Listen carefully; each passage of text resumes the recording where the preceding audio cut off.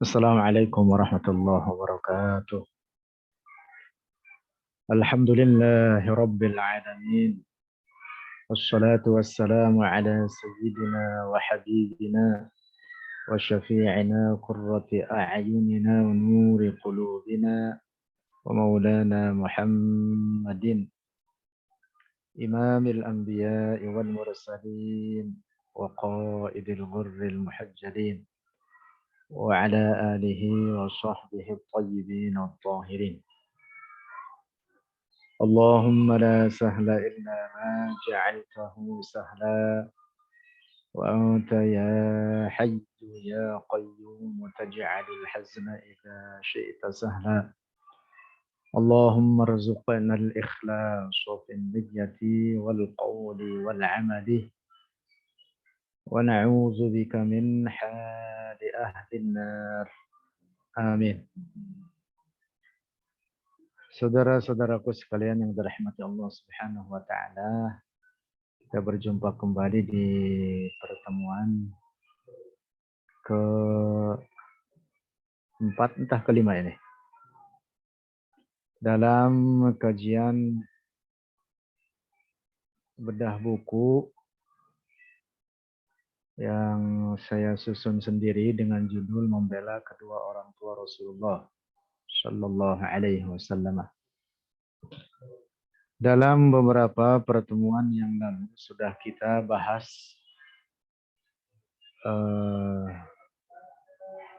saya pikir cukup detail, insya Allah. Atau yang ingin lebih detail lagi silahkan nanti membaca PDF-nya. Atau yang ingin memiliki buku dalam bentuk fisiknya nanti silahkan menghubungi penyelenggara. Berikut ini slide yang tampil di hadapan kita, halaman 22. Ada pendapat atau pandangan yang sangat berharga tentang makna abi dalam bahasa Arab atau ayahku, makna harfiahnya, bahwa sebenarnya penggunaan kata abi dalam bahasa Arab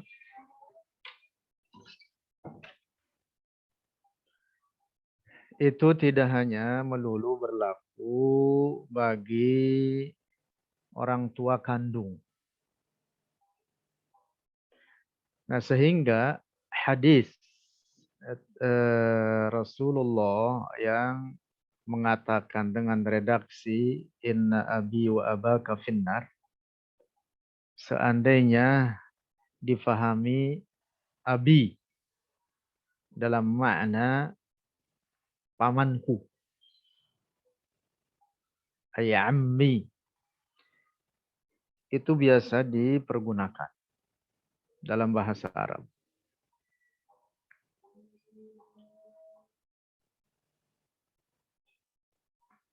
Nah, di dalam pemahaman ini seperti apa yang dikutip oleh Al-Imam Al-Mufassir Al-Fakhr Razi dalam kitab At-Tafsirul Kabir. Dalam tafsiran beliau terhadap firman Allah dalam suratul An'am ayat 74 tentang Nabi Ibrahim. Tentang Nabi Ibrahim. Idz qala Ibrahim li abihi. Bahwa ada satu pendapat mengatakan li abihi yang dimaksud ay li ammihi, bagi pamannya. Demikian dikutip oleh tafsir Al-Mufassir Al-Fakhr Razi dalam kitab Tafsirul Kabir, yang beliau kutip pendapat ini atau dinukil pendapat tersebut dari sahabat Abdullah bin Abbas, lalu dari murid beliau sendiri yaitu Al-Imam Mujahid Ibn Jabr, kemudian juga pendapat Ibn Jurayj dan Al-Imam As-Suddi. Nah, terkait dengan hadis riwayat Al-Imam Muslim dengan redaksi inna abi wa abaka finnar. Jika difahami makna abi, bermakna ammi, itu bukan sesuatu yang terlarang. Artinya bukan sesuatu yang tidak berdasar. Itu dapat dijadikan satu pandangan berharga dalam memahami hadis tersebut. Berikut ini kajian slide selanjutnya. Kajian dari Al-Imam Al-Hafidh Jalaluddin As-Suyuti. Beliau menegaskan bahwa pemahaman abi dengan makna ammi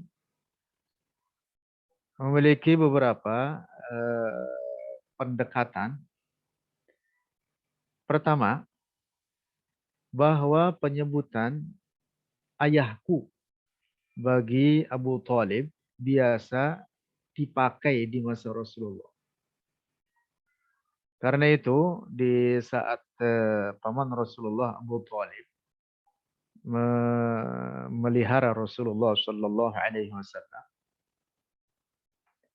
orang-orang kafir Quraisy datang kepadanya, kemudian mengatakan kepada Abu Thalib, berikan anakmu kepada kami, atau sampaikan kepadanya, kepada anakmu, agar supaya dia tidak terus-menerus mencaci maki Tuhan kami. Lalu orang-orang kafir Quraisy tersebut juga menawarkan kepada Abu Thalib untuk dibarter anak tersebut dengan anak yang lain. Berikan anakmu kepada kami, dan kami berikan anak kami kepadamu. Nah, tentu Abu Thalib tidak menerima tawaran tersebut. Bagaimana? Anak saya akan aku serahkan sementara aku mendidik anak kalian. Sementara anak saya oleh kalian hendak dibunuh. Nah, jadi ungkapan kata-kata ini, anak saya, dalam bahasa kitanya tentu anak saya. Dalam bahasa Arabnya ibni. Itu biasa dipergunakan bagi keponakan. Lalu kata abi, dari keponakan ke paman, itu biasa diungkapkan dengan kata abi. Padahal yang dimaksud adalah ammi. Nah, karena itu pula ada peristiwa lain ketika Buhairah.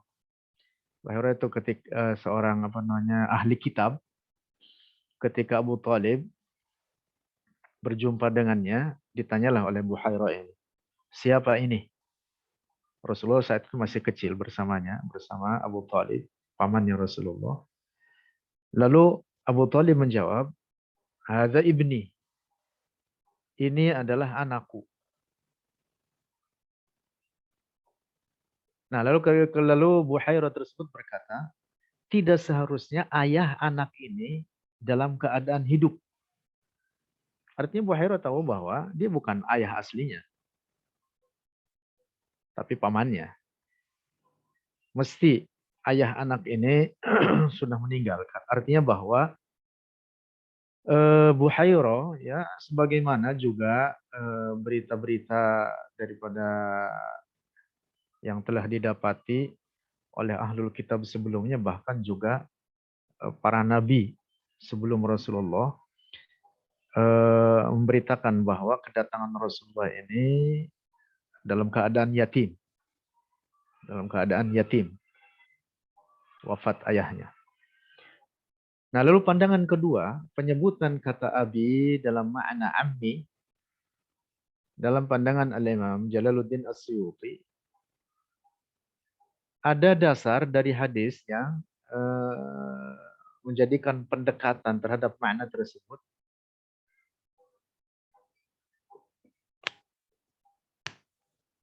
Kita baca ini, nomor 2. Ada sebuah hadis yang menyerupai pemahaman di atas, bahwa yang dimaksud dalam neraka oleh Rasulullah adalah pamannya, yaitu Abu Thalib.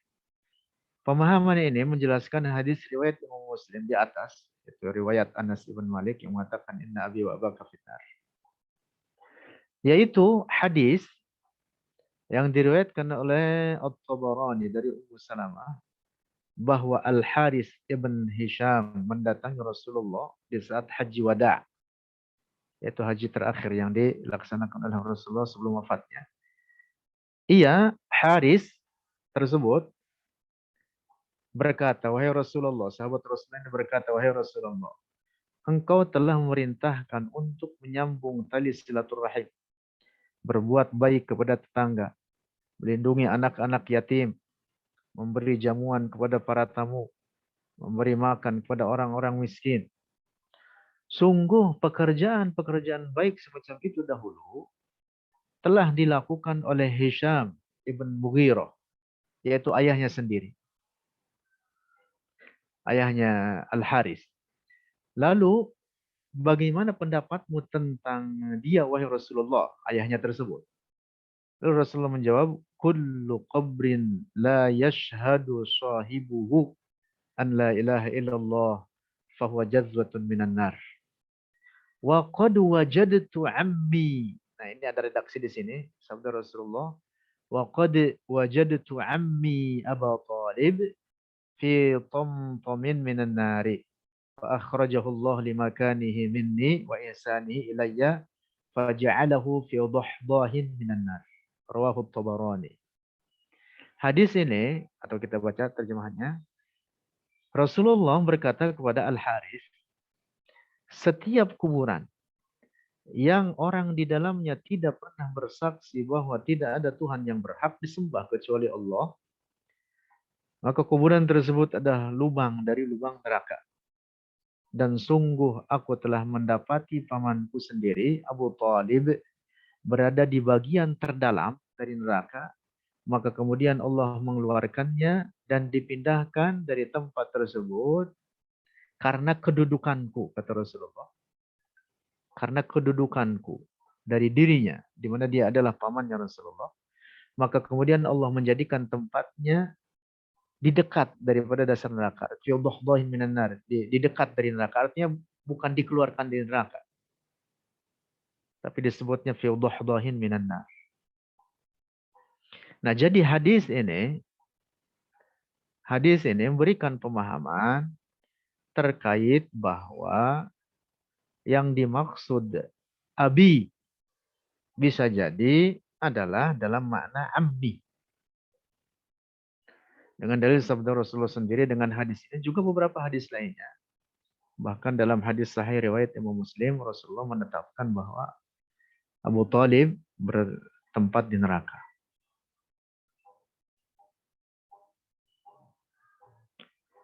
Lanjut. Itu bahasan panjang terkait masalah Abu Thalib, tapi jumhur ulama mengatakan Abu Thalib bertempat di neraka karena dia tidak mau bersaksi dengan mulutnya. Bersaksi dengan mulutnya, al-i'tiraf, dengan pengakuan lidahnya dengan asyhadatain la ilaha illallah Muhammadur Rasulullah. Lanjut. Faedah penting di slide ini, rekan-rekan sekalian, mudah-mudahan bisa dibaca ini slide-nya. Atau saya perbesar.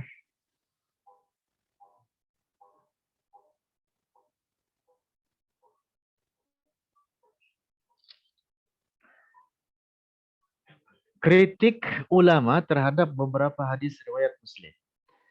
Ini pada pertemuan yang lalu sudah saya sampaikan bahwa kritik ini sesungguhnya disampaikan oleh orang-orang yang juga kompeten dalam hadis. Bisa jadi adalah orang-orang yang sekelas dengan Imam Muslim atau bahkan lebih tinggi dari segi kedudukan atau keilmuannya dibanding Imam Muslim sendiri. Allahu a'lam. Yang jelas para kritikus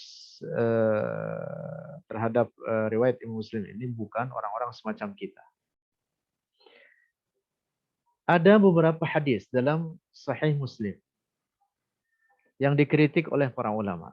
Pertama tentu kita pahami dahulu bahwa semua hadis dalam kitab Sahih Muslim adalah hadis-hadis sahih. Dan terutama Sahihul Bukhari. Sahih Al-Bukhari yang disusun oleh guru Imam Muslim sendiri. Al-Imam Al-Bukhari Muhammad ibn Ismail. Yang oleh para ulama dikatakan as-sahhu kitabin ba'dal Qur'an. Kitab yang paling sahih setelah Al-Quran. Lalu kemudian pada tingkatan kedua adalah Al-Imam Muslim. Murid daripada Al-Imam Al-Bukhari yang juga menyusun kitab Sahih Al-Jami' As-Sahih. Tentu hadis-hadis di dalamnya adalah hadis-hadis sahih. Dan kekuatan hadis guru dengan murid ini menjadi perdebatan panjang walaupun kemudian jumhur mayoritas ulama mengatakan Sahih Bukhari lebih kuat daripada Sahih Muslim karena ada satu syarat yang lebih ketat yang dimiliki oleh Imam Al-Bukhari yang itu tidak dibuat sebagai syarat hadis sahih bagi Imam Muslim, yaitu al-mu'asyarah, yaitu hidup semasa. Dalam masalah mu'asyarah, orang yang saling meriwayatkan dari dua orang yang hidup semasa, Imam Bukhari mensyaratkan adanya al-liqa, pertemuan, pernah bertemu antara keduanya. Sementara Imam Muslim tidak mensyaratkan itu. Nah, kembali lagi. Sahih Muslim, walaupun di dalamnya tentu adalah berisi hadis-hadis sahih. Namun ada beberapa hadis yang dikritik oleh para ulama hadis sendiri. Nah, saya di sini menuliskan tentu yang mengkritik pun adalah imam-imam ahli hadis terkemuka sekelas Imam Muslim sendiri atau bahkan mungkin lebih darinya. Di antara hadis yang dikritik oleh para ulama adalah hadis inna abi wa abaka finnar. Yang kedua adalah hadisul jariyah. Dan yang ketiga adalah hadis tentang bismillah dalam salat, bacaan bismillah. Diriwayatkan dalam Sahih Muslim bahwa Rasulullah dalam salat tidak membaca bismillah, artinya tidak dijaharkan atau memang tidak membaca bismillah. Makna zahir hadisnya tersebut seperti itu, tidak membaca bismillah. Nah, tiga hadis ini dikritik oleh para ulama. Pertama hadis inna abi wa abaka finnar. Lalu yang kedua, sudah kita bicarakan terkait itu. Dari pertemuan pertama sampai saat ini kita bicarakan hadis itu. Kemudian yang kedua adalah hadis al-jariyah. Hadis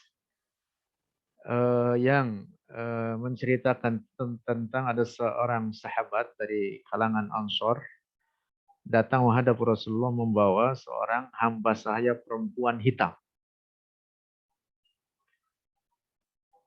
Sahabat Rasulullah ini kemudian mengatakan kepada Rasulullah, ya Rasulullah, saya memiliki hamba sahaya, ini orangnya, apabila engkau memandang dia seorang perempuan beriman, maka hendak saya merdekakan ia.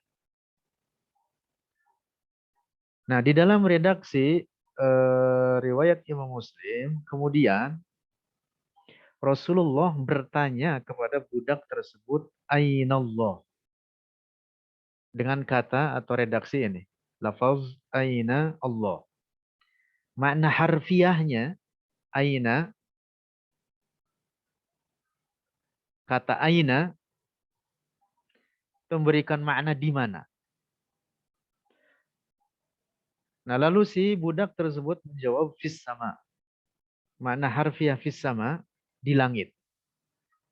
Hadis ini banyak dikritik oleh para ulama, di antaranya oleh Al-Imam Al-Hafiz Al-Baihaqi. Ahmad ibn Husain Al-Baihaqi. Imam ahli hadis terkemuka. Ahli fikih, ahli hadis, hafiz hadis. Nah, hadis ini dinilai atau dikritik bahkan oleh sebagian ulama dinilai sebagai hadis yang tidak layak untuk dikategorikan hadis sahih dengan beberapa alasan. Di antaranya, satu, hadis ini adalah hadis ma'lul, memiliki illat, memiliki cacat, Oleh karena dia termasuk hadis mudharib. Hadis mudharib. Hadis mudharib itu adalah salah satu varian hadis dhaif. Hadis mudharib adalah hadis yang diriwayatkan dengan sanad berbeda-beda dan dengan redaksi matan yang juga berbeda-beda, satu sama lainnya saling bertentangan, bukan menguatkan tetapi saling bertentangan. Ini yang disebut dengan hadis mudharib. Syekh Al-Baiquni dalam Manzumah Aqidah, Manzumah Al-Baiquniyah dalam mustalahul hadis mengatakan wa fi sanadin aw matni mudharibun 'inda uhailil fanni.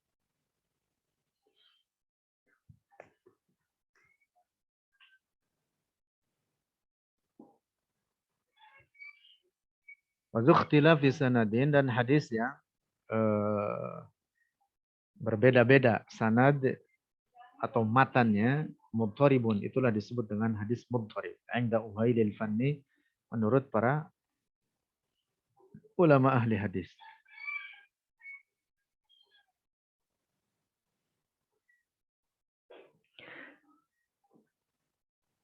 Nah, oleh karena hadis ini termasuk hadis mudharib, ini hadis al-jariyah. Kita berbicara terkait hadis al-jariyah sauda.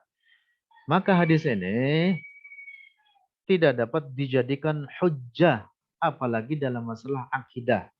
Bahkan dalam masalah hukum saja hadis dhaif tidak dapat diamalkan, tidak boleh dijadikan sandaran, apalagi dalam masalah akidah. Yang pertama, lalu yang kedua, hadis Al-Jariyah ini riwayat Imam Muslim dengan redaksi Aynallah, lalu si budak tersebut menjawab fis sama. Hadis ini menyalahi pokok akidah. Hadis ini mukhalifun lil usul. Mengapa? Oleh karena pokok akidah, dasar keyakinan seseorang dihukumi muslim adalah ketika dia bersaksi la ilaha illallah Muhammadur Rasulullah. Sebagaimana dalam hadis mutawatir, hadis sahih, hadis mutawatir jelas hadis sahih, maqtu'un bi sihhatih. Diriwayatkan oleh banyak para ulama sabda Rasulullah, umirtu an uqatilan nasa hatta yashhadu an la ilaha illallah wa anni rasulullah. Jadi seseorang dihukumi muslim itu ketika bersyahadat. Dua kalimat syahadat dia ungkapkan. Yakini dengan hatinya, diungkapkan dengan mulutnya. Bukan dengan mengatakan Allah fis sama. Nah, bahkan kalimat Allah fis sama itu adalah kalimat mushtarakatun baina al-yahudi wan nasara. Orang-orang Yahudi, orang Nasrani mengatakan itu. Mengatakan Allah fis sama. Nah, ada hadis yang sahih. Yang sahih. Hadis yang kuat sahih. Matan dan sanadnya serta sejalan dengan pokok-pokok akidah terkait hadis Al-Jariyatus Sauda ini adalah riwayat Al-Imam Malik dan Al-Imam Ahmad.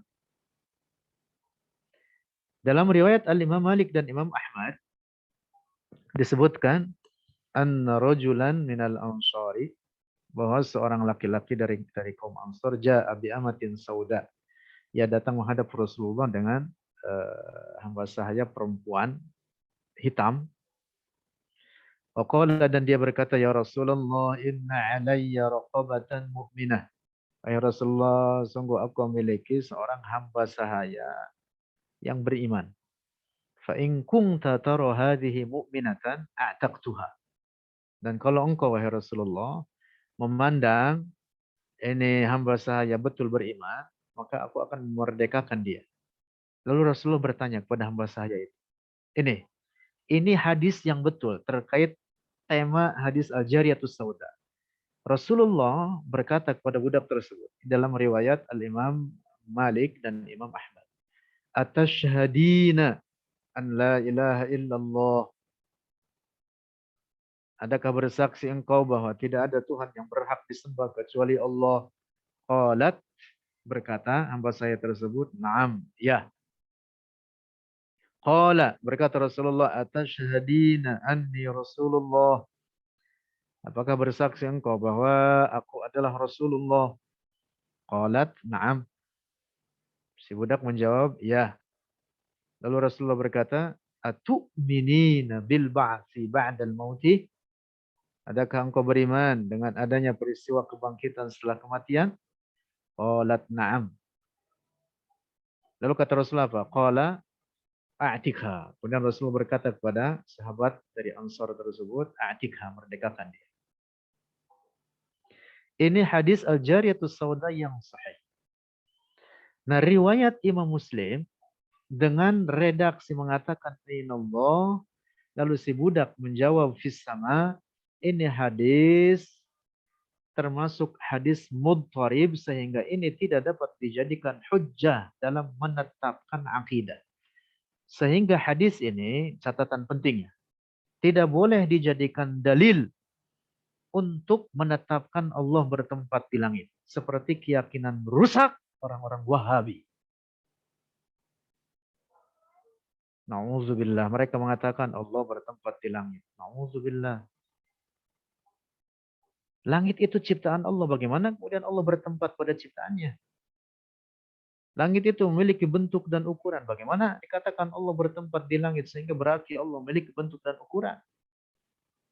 Na'udzubillah. Langit itu 7 lapis langit. Sehingga ketika dikatakan seperti keyakinan rusak orang-orang Wahabi, maka berarti dalam keyakinan mereka Allah berbilang. Di langit 1, di langit 2, di langit 3. Atau kalau dikatakan di langit tertentu, atau di salah satu langit dari 7 lapis langit tersebut, maka berarti langit yang lain kosong. Na'udzubillah. Nah, maka hadis ini tidak boleh dijadikan landasan, hadis riwayat Imam Muslim ini dalam menetapkan akidah. Jangan sampai diambil makna zahirnya sehingga diyakini bahwa Allah bertempat di langit. Allah ada tanpa tempat dan tanpa arah. Pegang teguh akidah ini. Ini akidah ahli sunnah wal jamaah. Ini akidah Rasulullah. Pegang teguh dan sebarkan akidah ini. Allah mawjudun bila makan.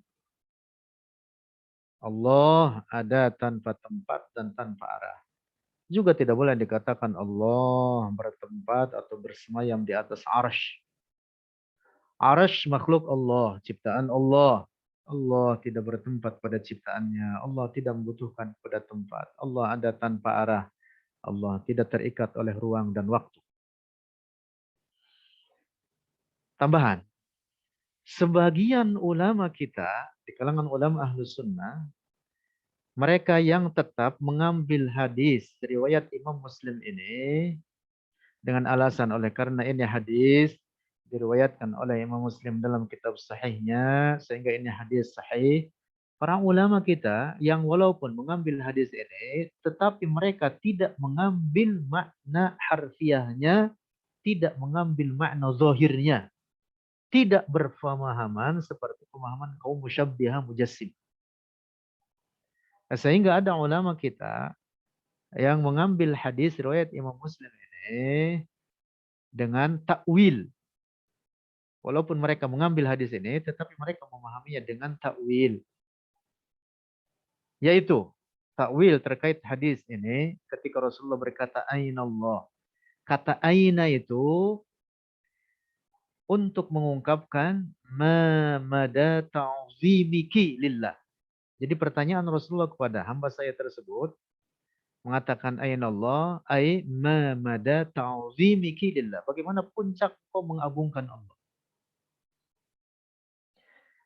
Oleh karena kata aina dalam bahasa Arab itu tidak hanya berlaku untuk dipergunakan menanyakan tempat, tapi juga biasa dikatakan atau diungkapkan untuk menetapkan kedudukan. Misalkan dalam bait syair dikatakan aina surayya minas suha wa aina muawiyatu min ali. Aina surayya, mana perbandingan bintang Suraya dengan Suha? Jauh perbandingannya. Suha itu terang. Suraya itu kecil-kecil. Wa aina Muawiyah min Ali, dan mana perbandingan Muawiyah dibanding Ali? Yang dimaksud dengan kata aina di sini bukan untuk menanyakan tempat, tapi untuk menetapkan kedudukan. Artinya Sayyidina Ali jauh lebih tinggi derajatnya dibanding Muawiyah. Kalau saya katakan dalam bahasa Arab misalkan kepada orang yang misalkan baru belajar, bahkan misalkan baca tulis Arab pun tidak bisa, tapi dia ngotot membantah saya. Kemudian saya katakan, aina anta minni? Maksudnya apa? Mana perbandingan kau dengan saya? Baru belajar segitu aja udah ngotot. Misalkan seperti itu. Nah, jadi ungkapan aina itu tidak hanya melulu untuk menetapkan tempat, tetapi untuk biasa juga pergunakan untuk menetapkan kedudukan. Nah, kemudian jawaban si hamba sahaya, budak hitam tersebut mengatakan fis sama. Para ulama kita, mereka yang mengambil hadis ini dengan alasan karena ini diriwayatkan oleh Imam Muslim dalam kitab sahihnya lalu diambil, ditakwil dengan makna ay annallaha adil qadri jiddan. Makna fis sama bukan artinya Allah ada di langit, tapi untuk mengungkapkan ay annallaha adil qadri jiddan, bahwa Allah sangat tinggi derajatnya.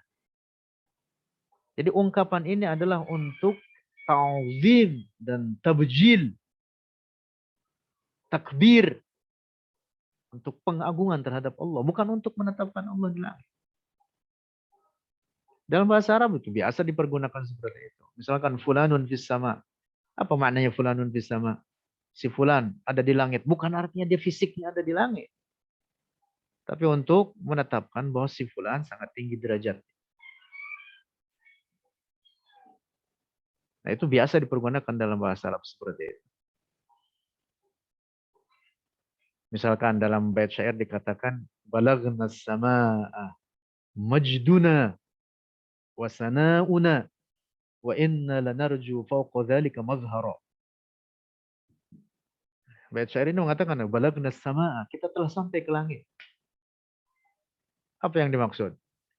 Orangnya ada di bumi. Orangnya ada di bumi ini. Tapi ketika katakan balagna sama, kita telah sampai ke langit. Yang dimaksud apa? Kemuliaan kita, keagungan kita telah sampai puncak. Nah, jadi kembali lagi terkait hadis Al-Jaratus Sauda. Ini mohon maaf saya agak panjang bagian ini karena menyangkut akidah. Harus saya jelaskan lebih detail. Oleh karena orang-orang Wahabi, kesesatan mereka seperti yang minggu lalu saya bahas, pangkalnya, penyebab utamanya adalah senantiasa berpegang teguh dengan zahir atau makna literal daripada teks-teks Al-Quran dan hadis-hadis Rasulullah, termasuk dengan ayat-ayat terutama terkait dengan ayat-ayat mutasyabihat dan hadis-hadis mutasyabihat. Nah, termasuk hadis ini oleh mereka difahaminya dengan secara harfiah.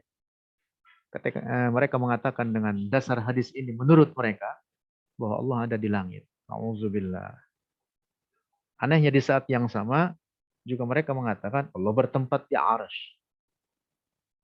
Sehingga kalau umpama ada orang minta ketegasan dari orang Wahabi ini, sesungguhnya menurutmu itu di langit atau di arsy? Dia tidak bisa jawab. Tidak bisa menjawab. Makanya ungkapan orang Wahabi itu rancu. Mereka mengatakan Allah di langit di atas arsy. Aneh itu. Bagaimana memahaminya? Tidak, kata mereka Allah di langit di atas arsy.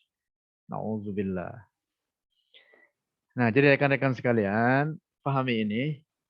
Akidah Rasulullah, akidah para sahabat, aqidatu kullil anbiya, akidah keyakinan seluruh para nabi Allah, aqidatul muslimin, akidah umat Islam turun-temurun hingga sekarang. Di atas keyakinan ini, Allah ada tanpa tempat dan tanpa arah. Allah mawjudun bila makan, wala yajri alaihi zaman. Allah ada tanpa tempat, Allah tidak terikat oleh zaman. Allah yang menciptakan ruang dan waktu, Allah tidak terikat oleh ciptaan. Nah, ini hadis yang kedua yang diriwayatkan oleh Muslim yang juga menuai kritik. Yang pertama tadi terkait hadis yang menyebutkan inna abi wa abaka finnar. Ini dikritik habis oleh Imam As-Suyuti. Ya, kesimpulan Imam As-Suyuti hadis itu dhaif. Begitu saja. Kesimpulan utamanya. Bahasanya panjang sekali. Dan terutama terkait ulumul hadisnya sangat detail.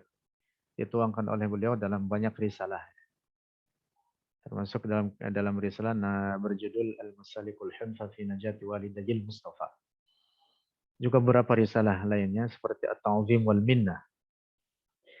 Nah, kemudian hadis yang ketiga. Ini saya kutip di sini ini penjelasan guru dari guru-guru kita, Al-Imam Al-Hafidh Abu Abdurrahman Abdullah ibn Muhammad ibn Yusuf Al-Harari rahimahullah ta'ala. Imam besar, imam hadis, hafidh hadis. Dalam penjelasan beliau terkait hadis al-jariyah, termasuk juga hadis yang menyebutkan dalam riwayat yang Muslim bahwa Rasulullah dalam sholat tidak membaca bismillah. Itu dikritik oleh para ulama. Tapi saya tidak membahas bagian yang nomor 3 ini karena cukup panjang juga. Insya Allah nanti ada kesempatan.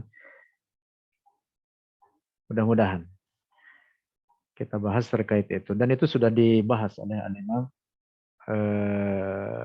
Asy-Syafi'i. Imam Syafi'i bahkan mengkritik hadis yang meriwayatkan bahwa Rasulullah tidak baca bismillah dalam sholatnya. Hadis yang pertama, di bagian bawah dari slide kita ini. Hadis yang pertama itu hadis yang mengatakan inna abi wa abaka finnar dinilai dhaif oleh Al-Hafidz As-Suyuti. Lihat, jadi yang mengkritik hadis ini adalah hafidz hadis, bukan saya. Saya menyampaikan dan ini amanat. Amanat harus saya sampaikan, amanat ilmiah. Dan yang kedua hadis yang menyebutkan ainallah dikritik oleh gurunya sendiri bahkan. Gurunya Al-Imam Muslim, yaitu Al-Imam Al-Bukhari. Ditolak oleh Al-Imam Al-Bukhari. Juga dikritik oleh banyak para ulama lain, termasuk oleh Al-Imam Al-Baihaqi. Dan yang ketiga, hadis yang ketiga tentang Bismillahirrahmanirrahim, dinilai dhaif oleh Al-Imam Syafi'i dan para hufaz hadis lainnya.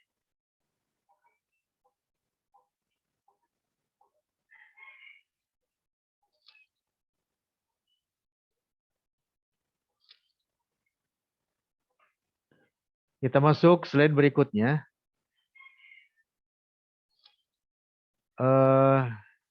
Saya ingin memastikan ini tampil slide berikutnya nih. Metode ketetapan keempat. Tampil nggak baga? Karena yang sudah-sudah kita lama jeda di satu slide, saya geser tidak mau aktif. Baga? Ya Ustadz. Tampil.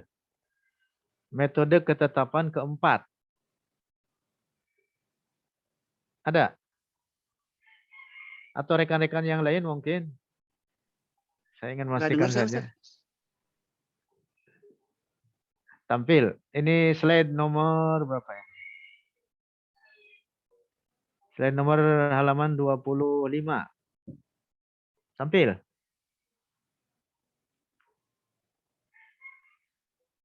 Sebelum kita bahas, karena metode ketetapan keempat ini juga cukup panjang bahasannya. Di slide kita punya 55 halaman. Sampai saat ini kita baru membahas 25 halaman. 25 halaman. Mungkin ini berlanjut panjang entah sampai bulan puasa.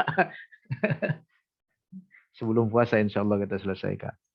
Dan kita buat yang baru. Insya Allah berkelanjutan. Tampil ya. Metode ketetapan keempat. Saya ulas sedikit global dari apa yang sudah kita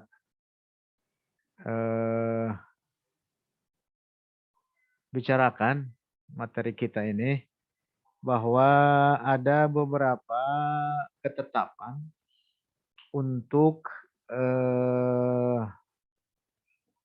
menetapkan atau beberapa metode untuk menetapkan bahwa kedua orang tua Rasulullah Shallallahu Alaihi Wasallam min ahli najat, dari kelompok orang-orang yang diselamatkan di akhirat kelak. Artinya bukan penduduk neraka, tetapi keduanya adalah penduduk surga. Penduduk surga. Di metode pertama dan kedua kita membahas tentang bahwa kedua orang tua Rasulullah termasuk daripada ahlul fatrah,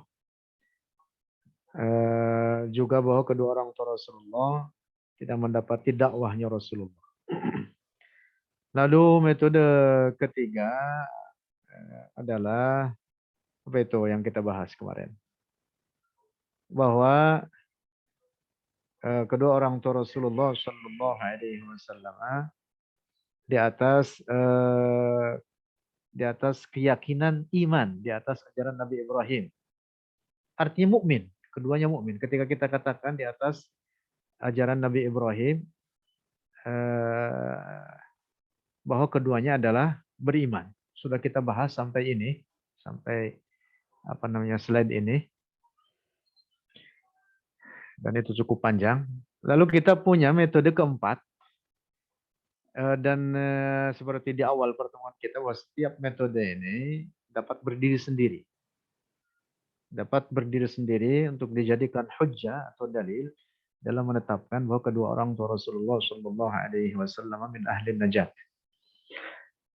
Metode ketetapan keempat adalah bahwa Allah telah menghidupkan kembali kedua orang tua Rasulullah sehingga keduanya beriman. Yaitu setelah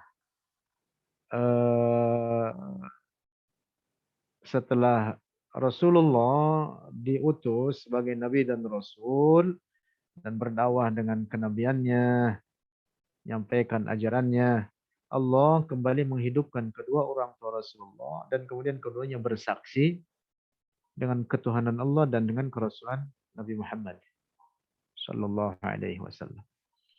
Sesungguhnya Allah telah menghidupkan kembali kedua orang tua Rasulullah sehingga keduanya beriman kepadanya. Ketetapan ini telah diambil oleh sekelompok ulama. Cukup banyak. Dari hufazul hadis dan lainnya. Di antaranya Al-Imam Ibnu Shahin, Al-Imam Al-Hafidh Abu Bakar Al-Khatib Al-Baghdadi, ulama besar ahli hadis terkemuka. Al-Imam As-Suhaili, dalam kitab namanya Ar-Rawdul Unuf, itu 4 jilid besar tentang sirah nabawiyah. Dikutip di sana pendapat As-Suhaili, juga beliau ulama besar, sejarawan terkemuka. Kebetulan ada kitabnya cuma di atas. Lalu juga dipilih pendapat ini oleh Imam Al-Qurtubi, juga Al-Muhibbut Tabari, termasuk juga oleh Al-Allamah Nasiruddin Ibnul Munajjir Al-Maliki, dan oleh banyak para ulama lain.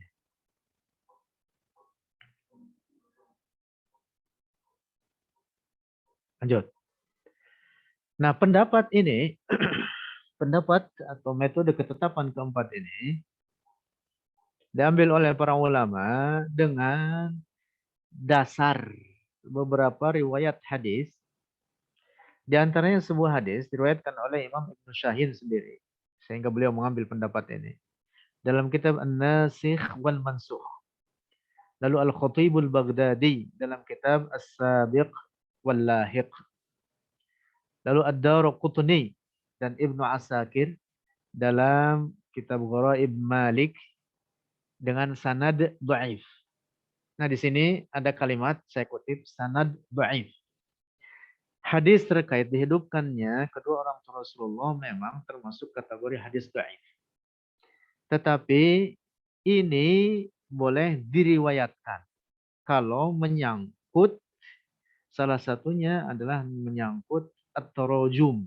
At-tarajum itu biografi atau at-tarjamah. Tarjamah itu sama maknanya biografi, perjalanan hidup, sirah.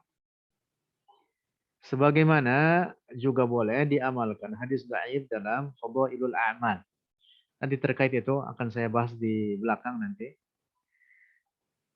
Artinya, walaupun hadis ini berkategori dhaif pada sanadnya, tetapi hadis ini oleh karena dia menyangkut sirah, biografi, dapat dijadikan landasan.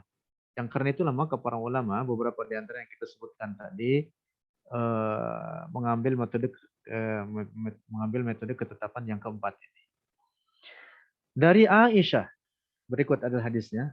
Dari Sayyidah Aisyah bahwa ia berkata, "Hajja bina Rasulullah sallallahu alaihi wasallam hajjatal wada'i, famarra bi ala aqabatil hajuni wa huwa bakin hazinun mughtammun, fanazala famakatha anni tawilan, thumma 'ada ilayya wa huwa farihun mubtasimun, faqultu lahu."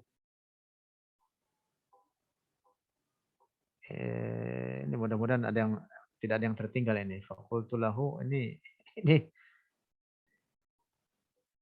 harus dicek lagi nanti. Takut ada yang terhapus ini. Faqultu lahu, berkata aku atau bertanya aku, kata Aisyah. Nanti kita terjemahnya kita baca di bawah. Aisyah bertanya kepada Rasulullah, kesimpulannya demikian. Lalu Rasulullah menjawab, faqala dhahabtu liqabri ummi fas'altullaha an yuhyiyaha fa ahyaha fa amanat bi wa raddaha Allah. Rawahu Ibnu Syahin, Al-Khatib Al-Baghdadi, wa Daruqutni, Ibnu Asakir. Aisyah berkata, Rasulullah bersama kami melaksanakan haji wada'. Saat bersamaku melewati putaran di Hajun, yaitu tempat sa'i, yang pernah sa'i dan memperhatikan, ada pintu di hampir di pertengahan mas'a, tempat sa'i itu ada namanya Babul Hajun. Beliau menangis ketika di putaran wilayah Hajun atau di dekat Hajun, beliau atau Rasulullah menangis. Beliau berhenti sa'i. Beliau menjauh dariku, kata Sayyidah Aisyah, menyendiri cukup lama. Kemudian beliau kembali kepadaku dalam keadaan gembira dan tersenyum. Aku, kata Sayyidah Aisyah, bertanya kepadanya, apa yang terjadi? Artinya, semula sangat sedih sampai menangis Rasulullah. Setelah beberapa lama kemudian kembali kepada Aisyah dalam keadaan senyum, kemudian sangat bergembira. Nah, ketika Rasulullah ditanya, maka beliau menjawab, aku telah pergi ke makam ibuku. Aku meminta kepada Allah untuk menghidupkannya kembali. Maka Allah menghidupkannya, maka ia beriman kepadaku. Lalu kemudian Allah mengembalikannya, artinya mematikannya kembali. Jadi hidup, kemudian bersaksi dengan syahadatain, lalu kemudian wafat kembali. Hadis ini berkualitas dhaif, sebagaimana disepakati oleh para ahli hadis. Bahkan ada pendapat yang mengatakan itu sebagai hadis maudhu', hadis palsu. Tetapi yang benar bukan maudhu', tetapi hadis ini hanya berkualitas dhaif saja. Karena jauh, ini ingat-ingat rekan-rekan sekalian, hadis maudhu' itu jauh berbeda dengan hadis dhaif. Hadis maudhu' itu hadis palsu, artinya bukan hadis sesungguhnya. Dia dibuat-buat lalu disandarkan kepada Rasulullah. Beda dengan hadis dhaif. Hadis dhaif itu ya ada sanadnya. Walaupun nanti dalam kajiannya ada beberapa yang bermasalah yang menjadikan hadis tersebut sebagai hadis dhaif. Nah, bedanya dengan hadis palsu atau maudhu, itu hadis yang betul-betul bukan hadis dan bahkan haram diriwayatkan. Haram diriwayatkan. Walaupun misalkan dianggap maknanya benar, tidak boleh diriwayatkan. Kecuali untuk menjelaskan bahwa itu adalah hadis maudhu, hadis palsu. Nah, jadi hadis terkait dihidupkannya kembali kedua orang tua Rasulullah termasuk kategori hadis dhaif. bukan hadis maudhu. Al-Hafidh Jalaluddin As-Suyuti telah menjelaskan kualitas hadis tersebut sebagai hadis dhaif saja, bukan hadis maudhu. Dalam bahasan tersendiri. Ini cukup luas juga dibahas oleh beliau.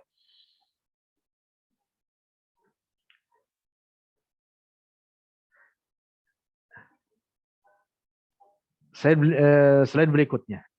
Ini kita sudah berapa menit lagi ini? 8 menit lagi. Al-Hafidh Syamsuddin Ibn Nasiruddin Ad-Damashqi Ibn Al-Munayyir dalam kitab karyanya berjudul Mauridus Shadi fi Maulidil Hadi setelah menyebut riwayat tentang hidupnya kembali kedua orang tua Rasulullah, beliau menuliskan untaian bait syair berikut ini. Haballahun nabiyya mazida fadlin ala fadlin wa kana bihi ra'ufa fa ahya ummuhu wa kada abuhu liimanin bihi fadlan latifa fasallim fal qadimu bidha qadiru wa in kana al haditsu bihi dha'ifa. Masya Allah. Indah sekali baitnya. Beliau mengungkapkan dengan bait syair ini, kita baca terjemahannya. Allah telah mengaruniakan bagi Nabi kita keutamaan yang lebih, yang agung. Yang keutamaan tersebut bertambah atau menambahi di atas keutamaan lainnya pada diri Rasulullah. Dan sesungguhnya Allah Maha kasih sayang, Maha mencintai Rasulullah Sallallahu Alaihi Wasallam.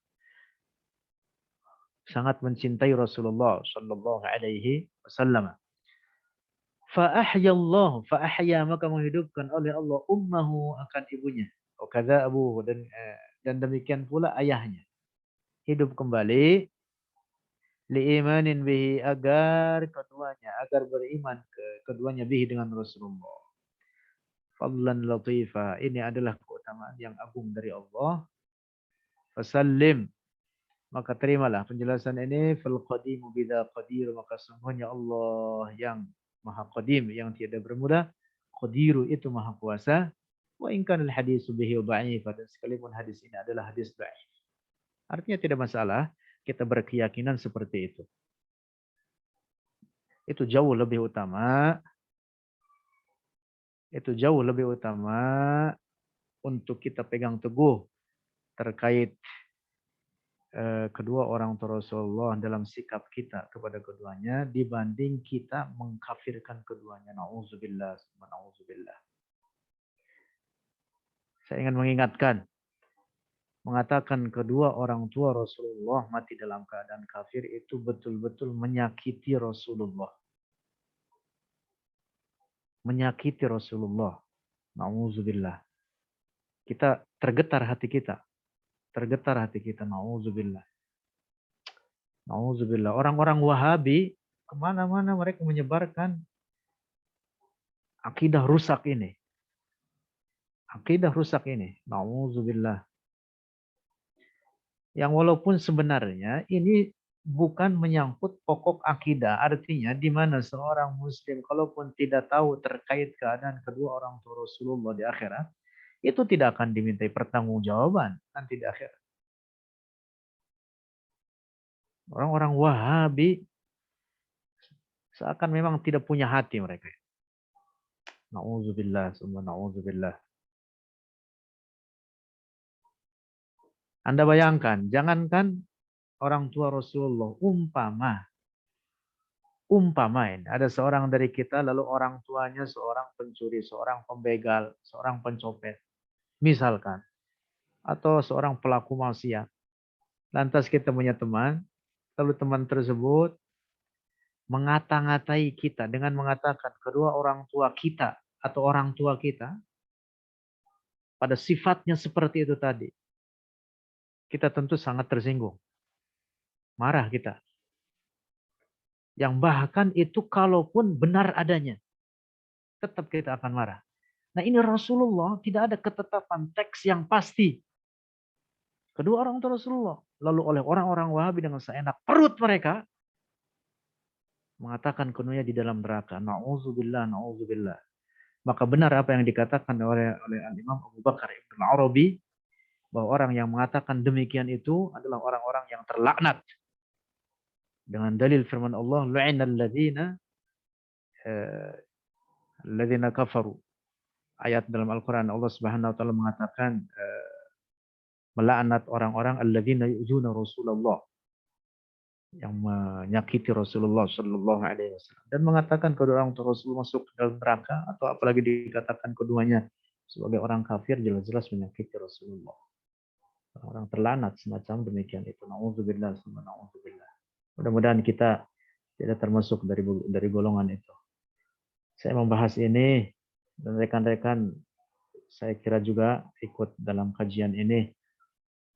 Insya Allah semua kita mencintai Rasulullah, dan mudah-mudahan apa yang kita kerjakan dalam kesempatan ini sampai detik ini dapat menambahkan kecintaan kita kepada Rasulullah Sallallahu Alaihi Wasallam.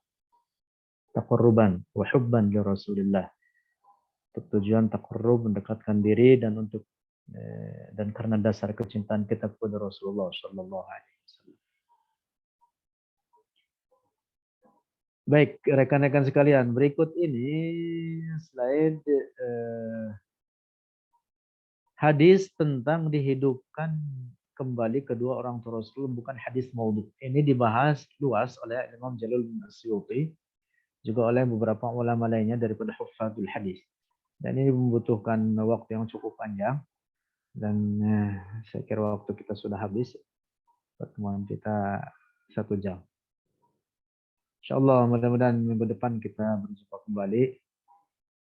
Jadi hari ini kurang lebih kita hanya menyelesaikan 3 slide. 3 slide. Kita punya 55, jadi kalau setiap pertemuan 3 atau 5, waduh masih panjang ini. Tidak mengapa, mudah-mudahan sekali lagi apa yang kita kerjakan ini dapat menumbuhkan dan mengembangkan kecintaan kita kepada Rasulullah Sallallahu Alaihi Wasallam. Saya kira demikian pertemuan kita.